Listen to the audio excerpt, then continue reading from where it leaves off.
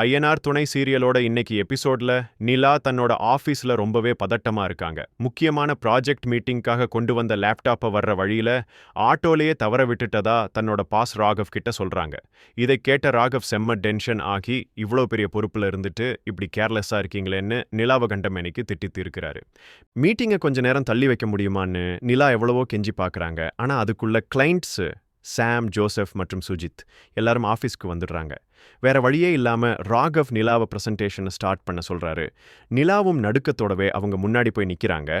அப்ப நடக்கிற அந்த நிமிஷம் ரொம்பவே பரபரப்பா இருந்துச்சு. ஆனா நிலா தன்னோட பயத்தை வெளிக்காட்டாம குழந்தைகளோட பாதுகாப்பையும் மகிழ்ச்சியையும் மையமா வச்சு டிசைன் பண்ண கான்டெம்பரரி கிட்ஸ் தீம் வீட்டை பத்தி ரொம்ப அழகா விளக்குறாங்க. விளையாட்டு பகுதிகள், பசுமை மண்டலங்கள்னு அந்த வீட்டோட நவீன டிசைனை பார்த்த கிளைண்ட்ஸ் எல்லாருமே ரொம்பவே இம்ப்ரெஸ் ஆகிடுறாங்க. நிலாவோட அந்த சிறப்பான விளக்கத்தை கேட்ட கிளைண்ட்ஸு உடனே அந்த ப்ராஜெக்டை கன்ஃபார்ம் பண்ணிடுறாங்க. இதை பார்த்த ராகவ் தன்னோட கோபம் எல்லாம் மறைஞ்சு போய் நிலாவை ரொம்பவே பாராட்டுறாரு.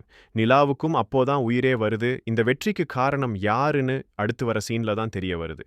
மீட்டிங் முடிஞ்சு வெளியே வந்த நிலா அங்க வாசல்லையே காத்துக்கிட்டு இருந்த தன்னோட புருஷன் சோழனை பார்க்குறாங்க.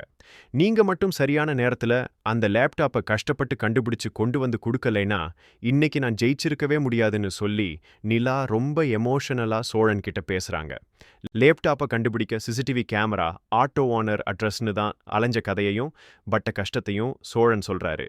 இதை கேட்டு நெகிழ்ந்து போன நிலா நன்றி பெருக்கல திடீர்னு சோழனை இறுக்கமா கட்டிப்பிடிச்சிடுறாங்க. இதை சற்றும் எதிர்பார்க்காத சோழன் அப்படியே இன்ப அதிர்ச்சியில சிலையாகி நிற்கிறாரு. இந்த சந்தோஷத்தை தாங்க முடியாத சோழன் உடனே தன்னோட சகோதரர்கள் சேரன், பாண்டியன், பல்லவன் எல்லாரையும் வர வச்சு நிலா தன்னை கட்டிப்பிடிச்ச விஷயத்தை கத்தி கூச்சல் போட்டு கொண்டாடுறான்.